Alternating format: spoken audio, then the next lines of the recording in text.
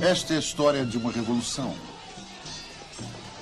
Uma revolução que transformou uma nação com um passado guerreiro e encharcado de sangueira numa cultura em busca do conhecimento espiritual e da paz interior.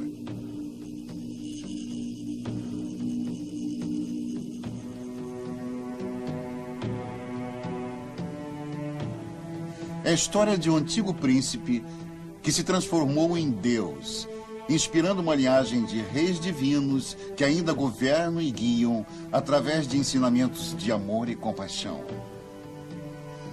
Escondida por centenas de anos aqui no topo do mundo, esta civilização floresceu rica em suas tradições raras e na cultura exótica.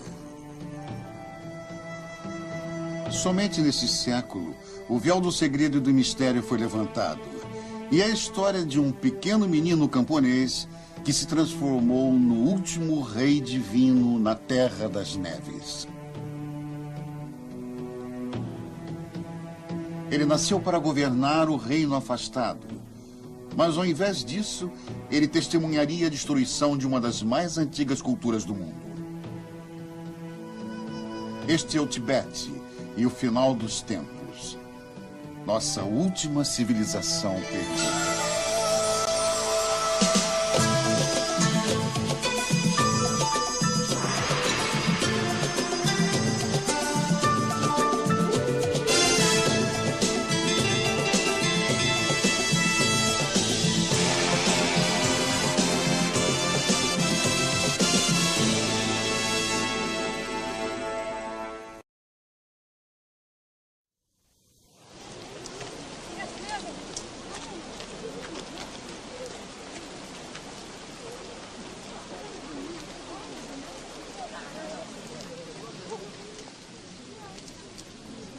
O ator Richard Gere conta que em 1970 ele estava com 29 anos e tinha ido pela primeira vez para a Índia e o Nepal.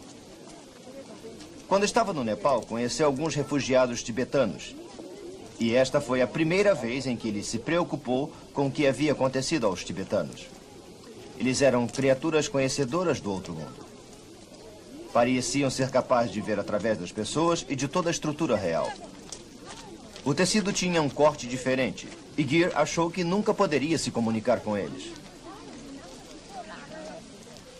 Estava claro que ali tinha havido uma tragédia. Quando ele partiu, começou a ler mais sobre a situação tibetana e imaginou o horror que tinha acontecido.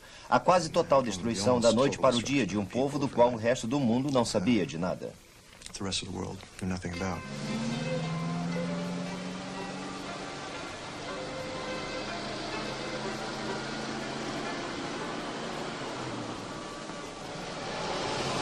Estamos na Índia, no lado ocidental do Himalaia.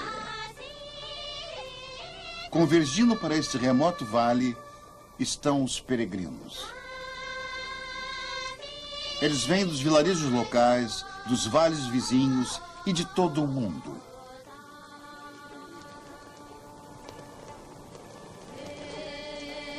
Eles cruzaram desfiladeiros em montanhas com mais de 5.000 metros de altura. As mais altas do mundo.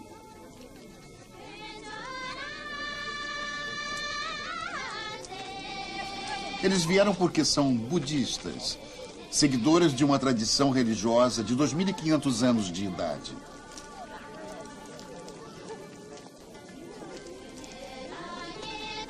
É uma árdua jornada, mas cada um deles está determinado a comparecer a uma das cerimônias mais sagradas do budismo. É a Kala Chakra, que significa a roda do tempo.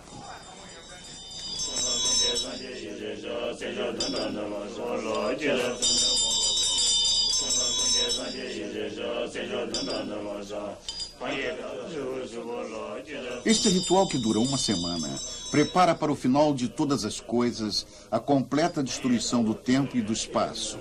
Os budistas acreditam que o mundo esteja entrando numa era apocalíptica.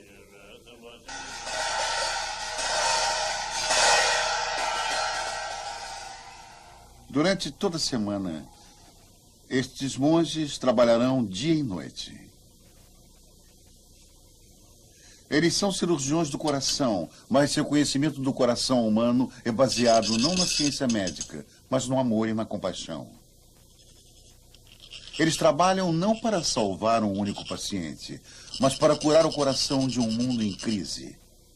Para libertar todo ser vivo da samsara, o ciclo do nascimento, vida, morte e renascimento. O mundo da dor.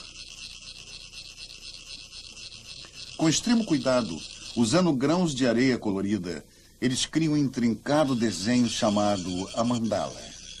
É uma espécie de mapa guiando os crentes no caminho do esclarecimento, além das ilusões do mundo material, o mundo das coisas, para ajudá-los a renascer num reino da mais alta verdade espiritual.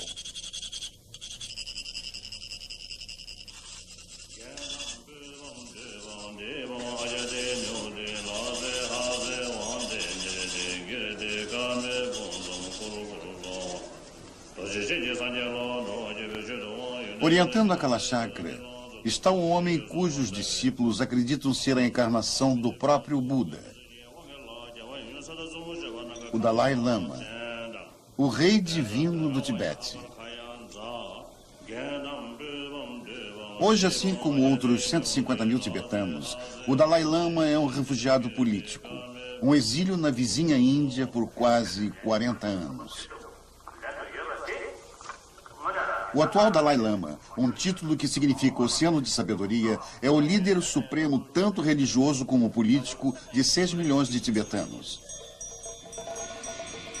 Seus seguidores acreditam que nos últimos 600 anos ele tenha morrido 13 vezes e em cada ocasião sua alma voltou em um novo corpo ou encarnação.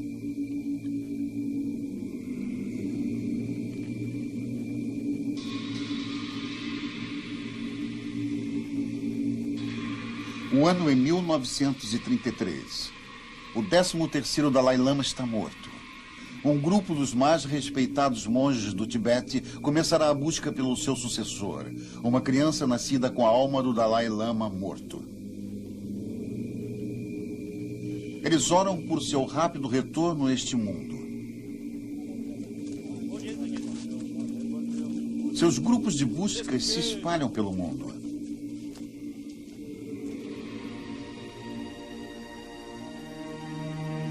O Tibete é uma terra grande. É do mesmo tamanho da Europa Ocidental ou do tamanho do Alasca e o Texas juntos.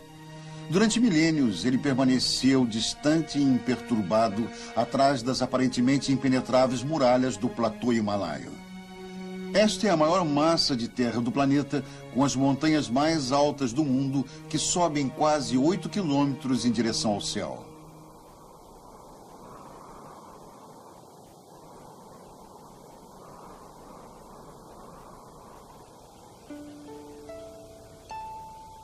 Sempre um local de mistério. O Tibete foi o modelo para Shangri-La, a terra do abominável Homem das Neves, estranhos rituais e ritos mágicos, um mundo de alívios místicos e de monges, cujas almas poderiam sair de seus corpos e voar para reinos míticos.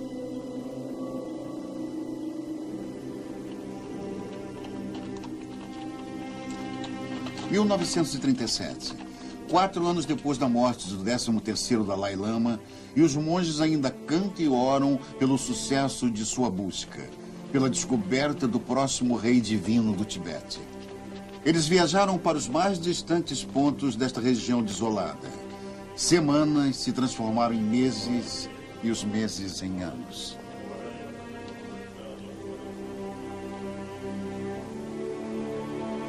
Os tibetanos acreditam que cada ser vivente possui uma alma e que esta essência passa como uma chama de um corpo para o outro no ciclo contínuo do nascimento, morte e renascimento. As ações da alma em uma vida determinam o corpo que ela entrará depois. Uma pessoa má poderá renascer como um animal inferior, enquanto que uma alma boa poderá retornar na realeza. Purificada pelas boas ações de incontáveis vidas passadas, uma alma atinge a luz, uma espécie de conhecimento divino como o Nirvana, onde fica livre do mundo material. O mais alto grau entre os iluminados é o Dalai Lama. Os tibetanos acreditam que ele volte para o mundo longe da compaixão para ajudar outros a irem em direção à luz.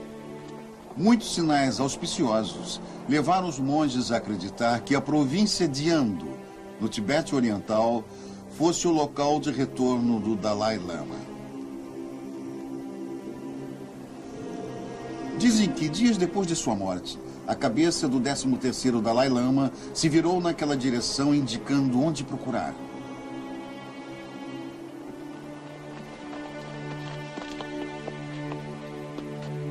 A imagem de um mosteiro, com um distinto telhado turquesa, aparece refletida nas águas de um lago sagrado. Os grupos de busca sabem que ele está perto.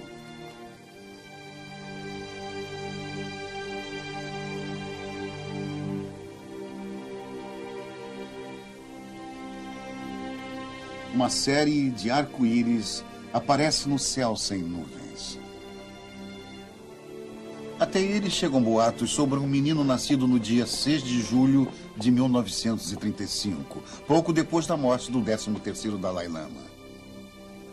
Trombetas foram ouvidas nos céus no dia de seu nascimento. E dizem que o menino sempre fala de sua casa em Lhasa, a distante capital tibetana, um lugar que ele nunca havia visto.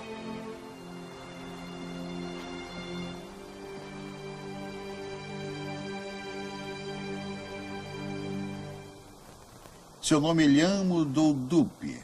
Imediatamente ele identifica um componente do grupo de busca pelo nome e fala no dialeto dele. Depois ele alcança e puxa as contas de oração do monge. As contas que uma vez pertenceram ao 13º Dalai Lama.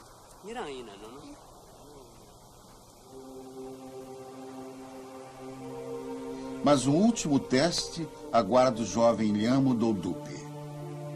Espalhados numa mesa estão muitos objetos, e entre eles alguns pertences pessoais do último Dalai Lama.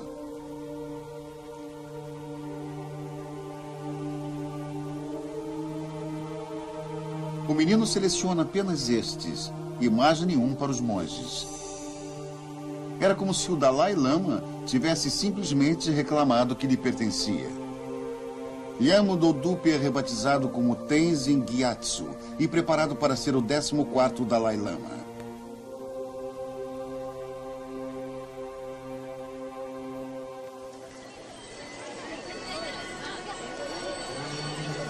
O ano é 1940.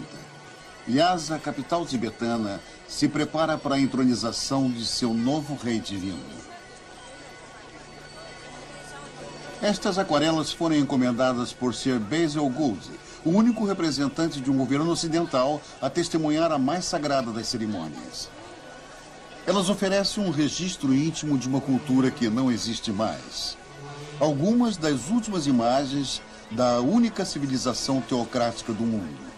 Uma sociedade governada pelo clero enquanto celebra a entronização de seu governante supremo, tanto espiritual como não religioso.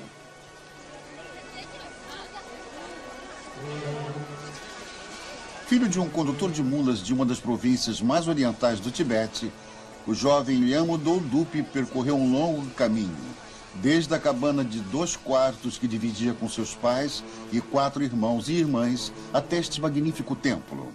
7 andares com mais de 1000 cômodos cheios de tesouros. Este é o Potala, o grande palácio de inverno de Lhasa. Mas esta não é nenhuma história comum de esfarrapados que ficaram ricos, nem teriam um final de contos de fadas. Percorrendo os grandes corredores e as salas para oração de Potala, em frente das estátuas de santos tibetanos e mestres budistas, embaixo de santuários contendo os restos mortais de suas 3 encarnações anteriores, o jovem Dalai Lama carrega sobre seus estreitos ombros o peso de uma antiga tradição.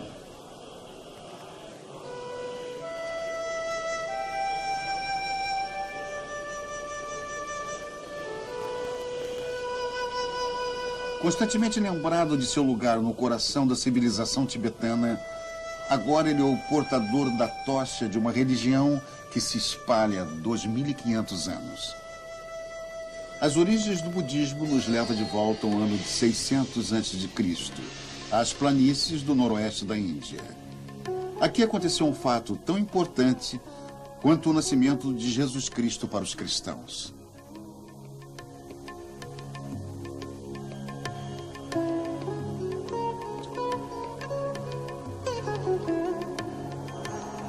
Há 2.500 anos atrás, um príncipe indiano se sentou embaixo de uma árvore sagrada. Ele tinha passado muito tempo de sua vida em busca da verdade e agora prometera não se levantar outra vez até que tivesse resolvido o mistério da existência.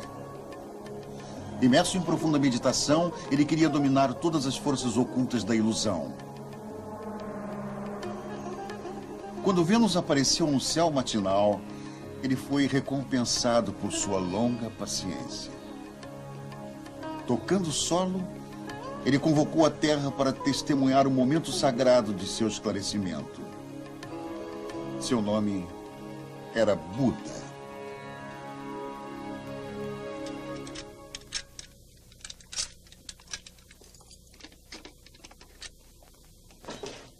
Ele disse que tinha esclarecido o grande significado da vida.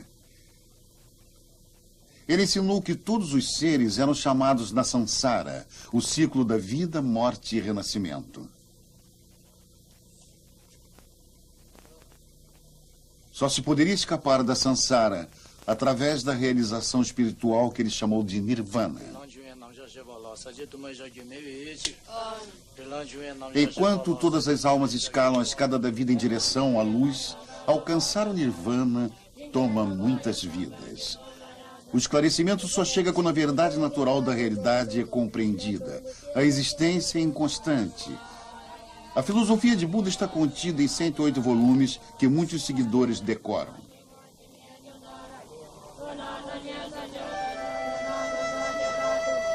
Levaria 1.500 anos para o budismo migrar das planícies quentes e poeirentas da Índia para as montanhas do Himalaia, onde finalmente fixaria raízes aqui, no teto do mundo.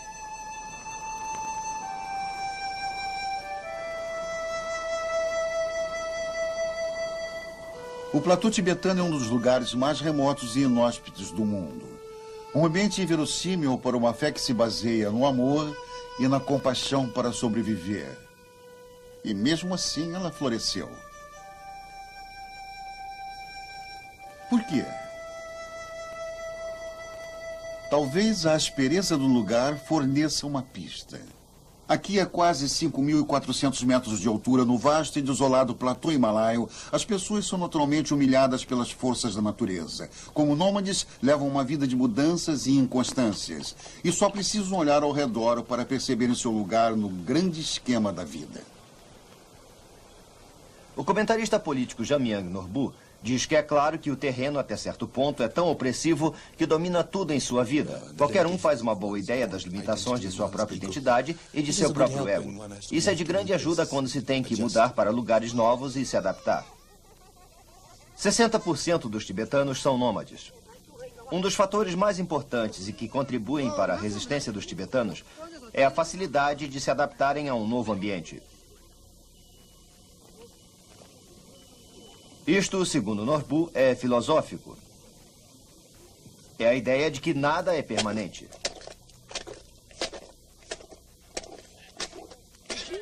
Isso é ensinado o tempo todo. É martelado dentro de você, desde crianças. Tudo na sua cultura, no seu folclore, nas suas canções e até mesmo nas suas expressões diárias.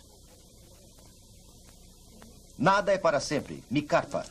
O tudo vem e vai. O sofrimento não é permanente. A felicidade não é permanente. Norbu fala de um tibetano dos Planaltos do Norte. Um nômade de Shantung que vai para Nova York. É claro que ele está impressionado com a tecnologia e o Empire State. Mas ele não está tão impressionado. Ele sabe que aquilo tudo também não é permanente, que um dia terá fim. Então isso não o traumatiza e não o impressiona a ponto de fazer com que ele pense que é nada, que é pequeno.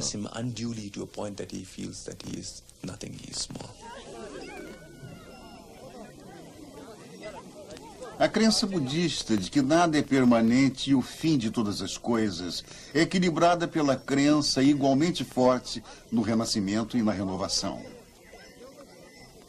O importante visitante chegou a este acampamento de nômades, um alto lama reencarnado ou rinpoche, como eles são conhecidos. É um período de excitação e grande honra. Durante todo o dia, os nômades visitam a barraca do lama, usando katas, os cachecóis brancos do respeito.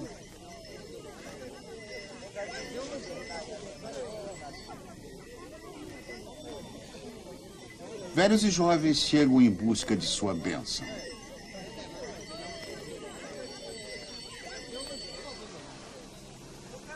Que o rinpoche é somente uma criança pequena não é importante para estes nômades. Este menino é herdeiro de muitas vidas de força espiritual e sabedoria.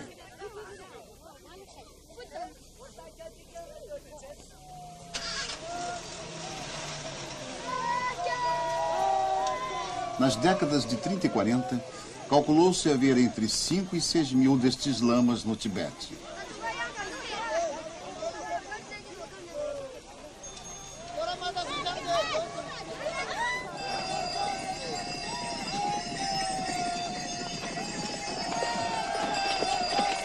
Aqui nesta paisagem flexível, mais excitante, as noções budistas de origem e eternidade, a perda do ego, reencarnação e inconstância não são mais conceitos abstratos, são realidades do dia a dia.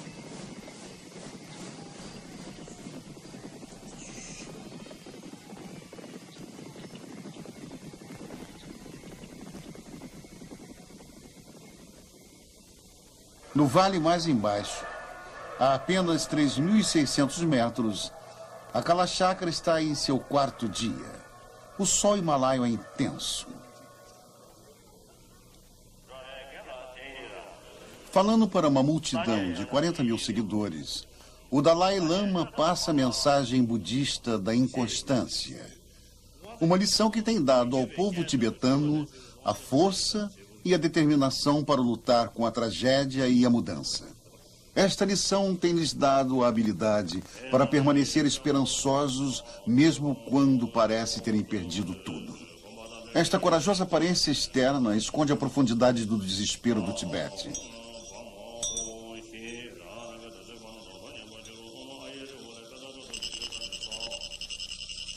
No passado, a Kalachakra era celebrada somente uma vez a cada 20 anos, mais ou menos. Hoje, a roda do tempo gira mais rápido. A cerimônia é apresentada anualmente. É a maneira do Tibete tratar uma crise que deixou sua civilização à margem.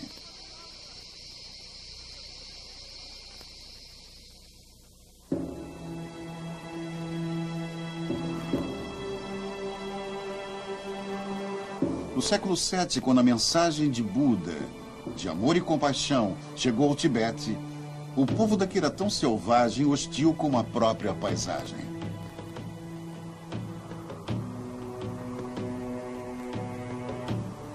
Dos antigos registros da dinastia chinesa de Tang, vêm as primeiras visões externas do Tibete.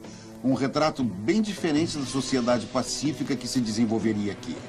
Estava escrito: aqui são centenas e milhares de homens prontos para prestar serviço militar. Para reunir as tropas, eles usam uma flecha dourada. Nunca estão sem seus arcos e suas espadas. Eles apreciam a força física e desprezam a velhice. A disciplina militar é rigorosa. Numa batalha, as tropas da retaguarda só substituem as linhas de frente quando esta for totalmente aniquilada. Eles prezam a morte em batalha e detestam a ideia de terminar suas vidas por doenças. Como castigo, mesmo por uma falta pequena, eles arrancam os olhos ou decepam os pés ou o nariz. Eles dão surras com um chicote de couro apenas por achar que devem. O professor Thurman diz que o Tibete era um conquistador temido na Ásia. Eles derrubaram a dinastia Tang, tomaram sua capital muitas vezes, conquistaram diferentes dinastias indianas, conquistaram as cidades da Rota da Seda, arrasaram com o califa de Bagdá.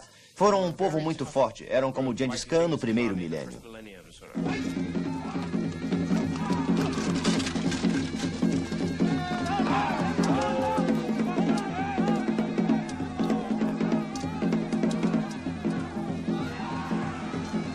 Com a China e a Burma ao leste, a Índia ao sul, a Rússia ao norte e o Império Árabe ao oeste, a expansão militar do Tibete foi, afinal de contas, formidável.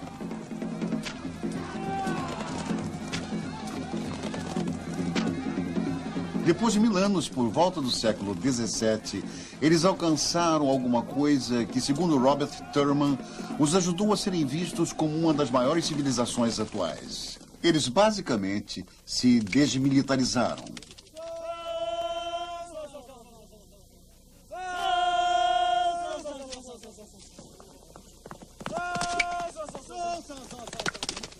Resquícios de seu passado guerreiro ainda podem ser encontrados nos esportes nacionais do Tibete, como o polo e o arco e flecha. Mas este não foi o caminho que a civilização escolheu tomar. O Tibete é único no planeta. Nenhum outro país mudou da mesma maneira que o Tibete. Todos os outros foram na direção oposta. O critério na civilização tibetana é a nação que não usa violência, que resolve disputas e dilemas sempre razoavelmente em conversação com seus vizinhos.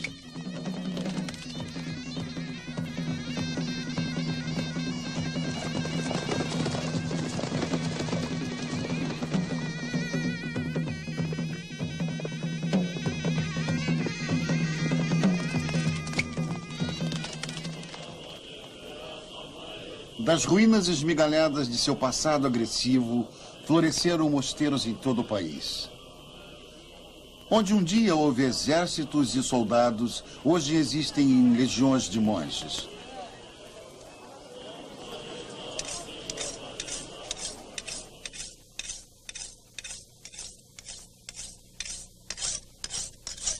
Por volta do século XVII, a transformação do Tibete estava completa. Site em lugar da espada e o templo em lugar da fortaleza. De um começo pouco comum, uma sociedade pacífica e autossuficiente emergiu, dedicada exclusivamente à busca da não-violência e da sabedoria e do desenvolvimento espiritual. Eles são um povo muito gentil que não quer nada mais além de desenvolver sua sábia civilização cada vez mais. Não há fome no Tibete. As pessoas usam o que precisam para sobreviver. Se nesta vida elas foram aristocratas, na próxima serão apenas camponeses, porque isso não é nada demais. Richard Gere diz que foram tempos duros, sem dúvida, mas todas as civilizações já enfrentaram. Foram desigualdades, sem dúvida, mas todas as civilizações já tiveram. Mas como orientação, foi uma experiência extraordinária que todos participaram.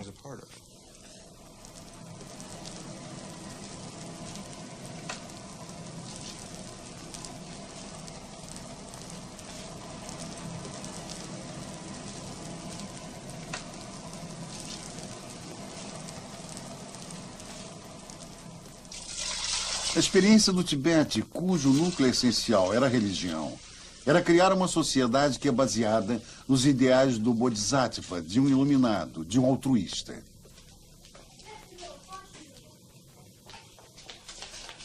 Uma sociedade verdadeiramente altruísta, cujas instituições são formuladas a partir dos ideais de um iluminado, onde estas instituições existem para favorecer mais o seu povo.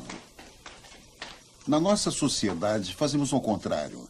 Criamos instituições e tentamos adaptar o povo a elas, ao invés de partir de um ideal maravilhoso e então ter instituições e estruturas para criar mais delas, ou fomentá-las, ou apoiá-las. Richard Gere acha extraordinária esta experiência da cultura e da civilização tibetanas, baseada no altruísmo total, um fazendo pelo outro. I do it for the other.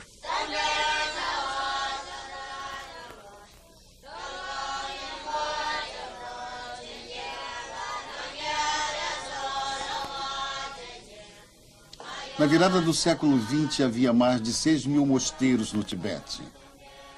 Um quarto da população entrava para ordens religiosas, para uma vida celibatária e devoção espiritual. Era uma fonte de grande orgulho para cada família ter pelo menos um filho entrando para o sacerdócio, geralmente antes do seu 5º aniversário. Este era o mundo no qual o 14º Dalai Lama nasceu. Ele conta que era tratado como um garoto preguiçoso. Eles sempre tinham que vencer. Mas quando ele competia, ele sempre vencia. Algumas vezes ele se sentia tão infeliz que às vezes chorava. Mas eles não se importavam com quem ele era.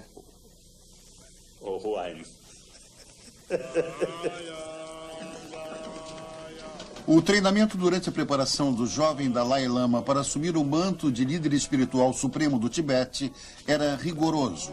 Incluía lógica, arte tibetana, medicina, poesia e filosofia.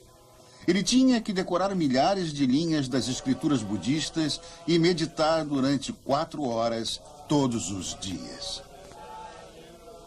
75% da receita do Tibete era gasto em educação para o sacerdócio e na manutenção de suas instituições religiosas.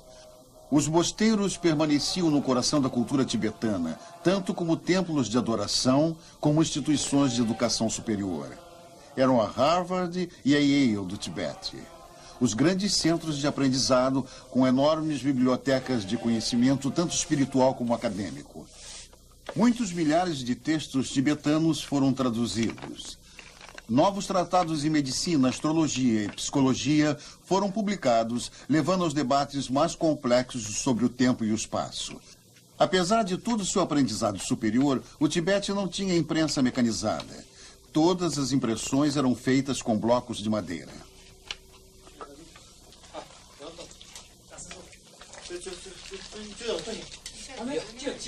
O Tibete desafia todas as noções convencionais da civilização moderna. Intelectualmente avançado, espiritualmente sofisticado e ainda, sob vários aspectos, inegavelmente primitivo. No Tibete, até mesmo a roda, símbolo notório do progresso, era usado inicialmente para fins religiosos. Rodas de oração, pequenas e imensas, giram incessantemente, contendo centenas de milhares de invocações. Cada giro é um tipo de Ave Maria budista.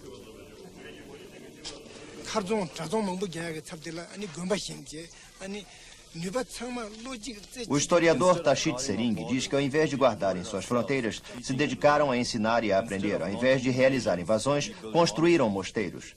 Canalizaram toda a energia de suas mentes para a contemplação da compaixão, a inconstância e a natureza da vida e da morte. E então o mesmo povo que estava pronto para lutar e morrer nas guerras, agora se entregava inteiramente a assuntos espirituais.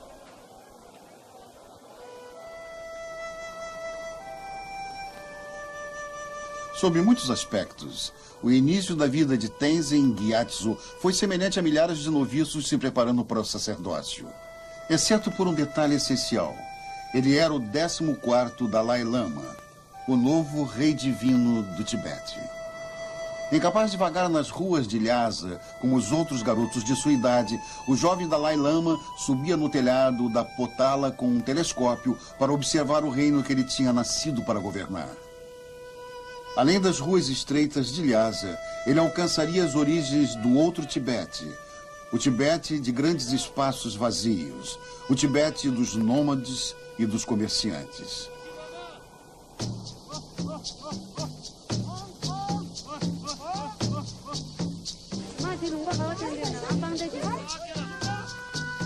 Nos anos anteriores às viagens marítimas, todo o comércio com o Oriente era feito por terra.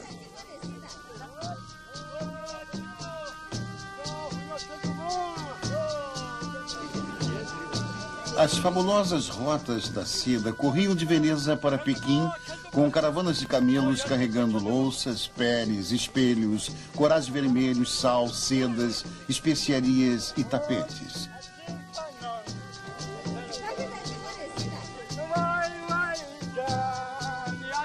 O Tibete estava no cruzamento das estradas da Ásia Central. E os tibetanos se tornaram perfeitos comerciantes, comprando e vendendo qualquer coisa de valor. Mas o produto mais importante que os tibetanos comercializavam era a religião e a força espiritual de seus sacerdotes.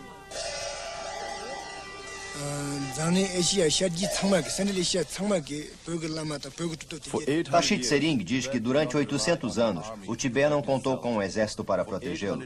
Durante 800 anos, o território, a religião e a cultura do Tibete foram defendidos por meios espirituais.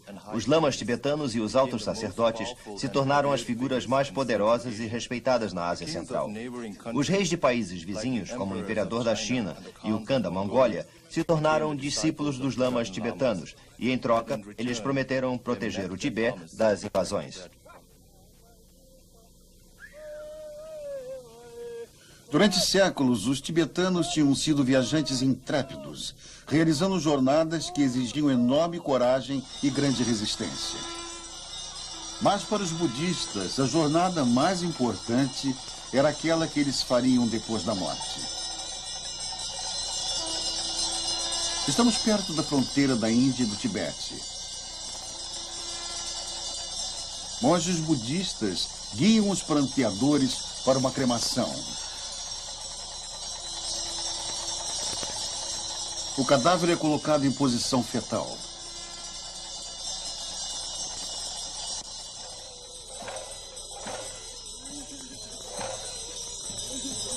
Os ritos fúnebres diferem, mas a morte une todas as culturas na experiência universal da tristeza.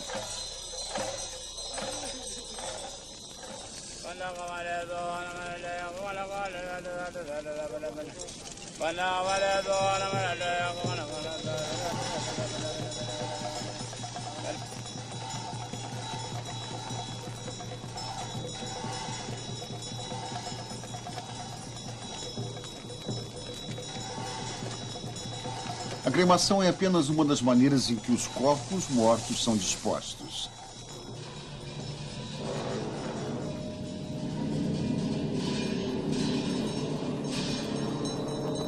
Outra maneira é chamada enterro a céu aberto. O corpo do falecido é levado para um local especial. Depois é cortado em pedaços e deixado para os pássaros. No Ocidente, isto parece chocante.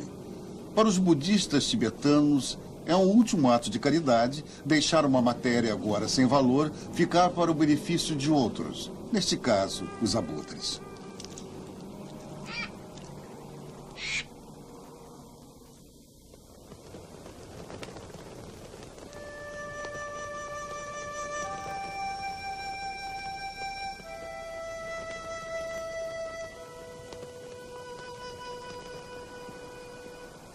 A cerimônia de uma semana daquela chácara está quase no fim. Resta um ritual.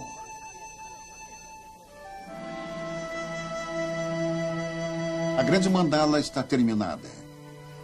Para os 40.000 peregrinos que estão aqui, pode não haver privilégio maior do que ver a mandala daquela chácara.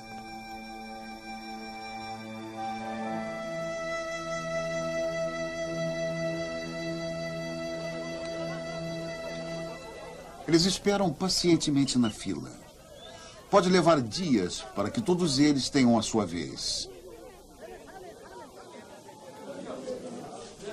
Mas comparecer a este sagrado ensinamento para finalmente ver a mandala daquela chácara será a culminância de suas vidas religiosas.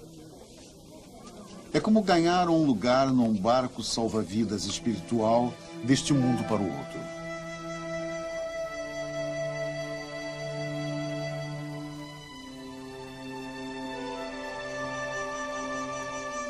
Ver esta fabulosa roda do tempo equivale para os budistas a uma peregrinação a Meca ou uma audiência com o Papa.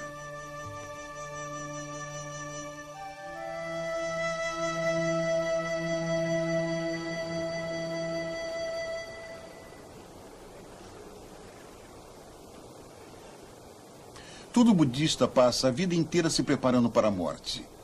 Esta é a sua maneira de acertar a inconstância de todas as coisas.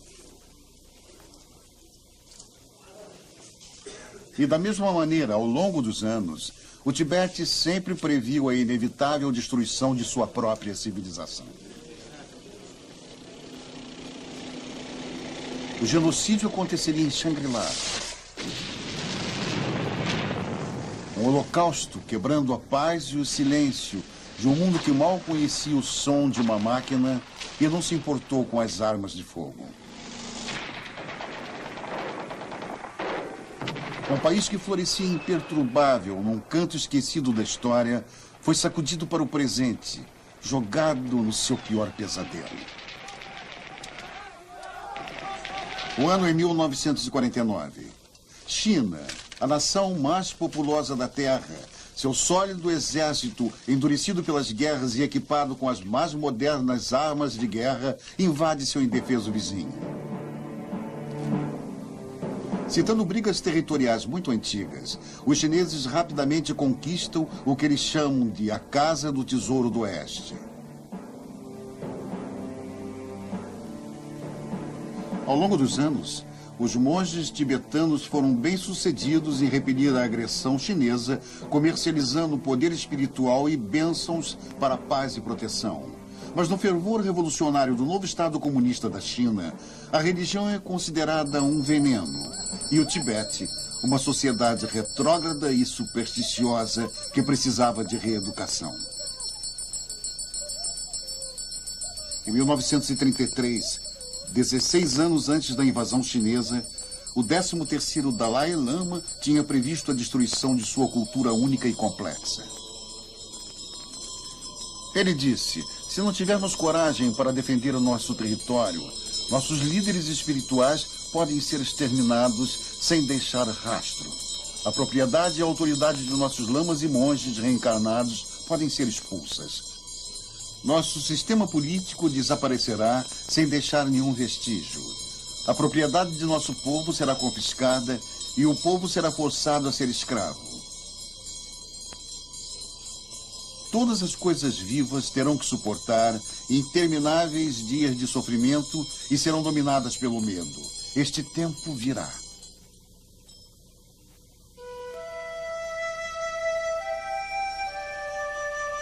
Depois de 10 anos de ocupação chinesa, o Dalai Lama decidiu que ele não tinha outra escolha a não ser deixar o Tibete. Em 1959, sob a proteção da noite, o Dalai Lama, sua escolta e cortesãos fugiram da Cidade Santa para a Índia para nunca mais voltar. Ele tinha apenas 23 anos de idade, mas já tinha testemunhado as maiores mudanças que o Tibete havia experimentado em sua história longa e pacífica. 100 mil tibetanos se seguiriam pedindo asilo na Índia, mas deixando 1 milhão que morreria com as atrocidades e a escassez que viriam.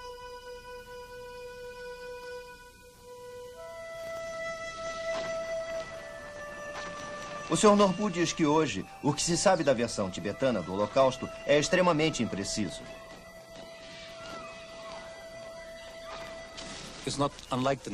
Não é igual aos nazistas. A informação que temos sobre o que aconteceu aos judeus nos campos de concentração tivemos principalmente depois da guerra, quando os arquivos do Reich puderam ser abertos e estudados, quando os soldados aliados visitaram os campos e quando os túmulos foram abertos. Mas nada disso aconteceu no Tibete.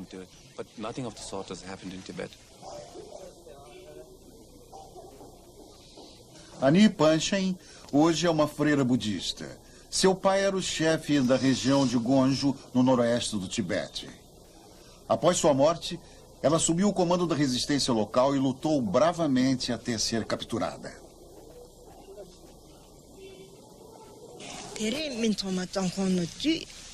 Ela diz que todas aquelas pessoas que arriscaram suas vidas para proteger o Tibete e sua religião foram mortas ou presas. Os mosteiros foram destruídos, as estátuas de ouro e prata levadas para a China. Os mosteiros ficaram reduzidos a cascas vazias. Ela mesma foi surrada com varas, mas ela não tinha nada para dizer.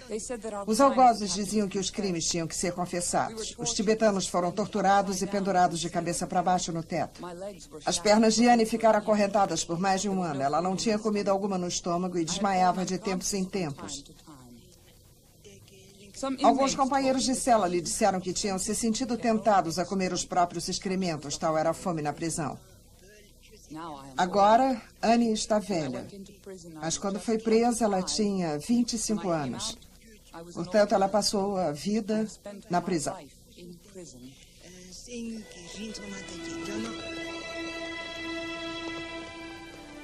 Existe uma antiga crença de que a justiça prevalecerá. No futuro, o momento do Tibete chegará. Norbu pensa na verdade do Tibete e na terrível calamidade que ele sofreu. Hoje os números são imprecisos. Fala-se em 1.200.000 pessoas, mas o tamanho dos massacres, as mortes, a fome e a escassez que aconteceram no Tibete foram colossais.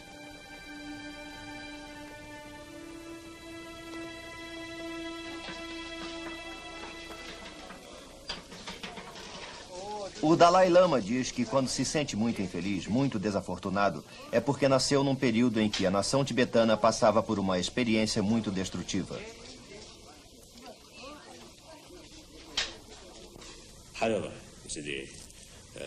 Contudo, sua determinação é forte. Sua determinação nunca é abalada. Cada tentativa vale a pena. Assim, mesmo falhando, não há arrependimento.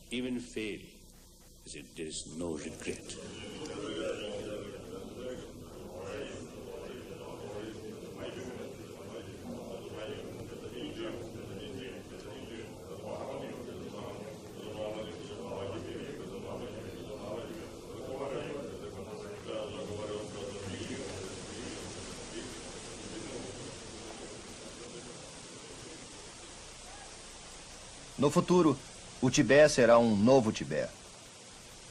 Nunca será o velho Tibete. Isso não é possível, nem necessário.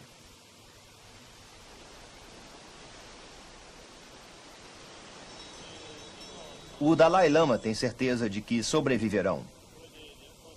Mas isso depende muito da liberdade tibetana. Algum tipo de autocontrole.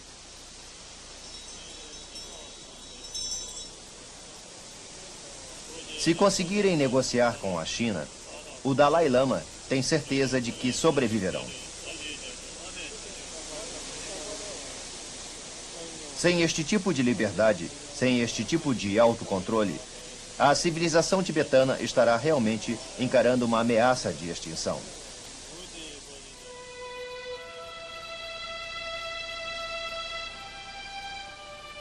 Norbu diz que, ao final do dia, a civilização descansa em seu próprio solo. Terra é o requisito principal para uma civilização, e não apenas do ponto de vista nacionalista, mas como a mística da terra. Ela tem um cheiro. Existem 1001 coisas que você não pode nem começar a pensar em fazer. Eles a consideram garantida quando a têm.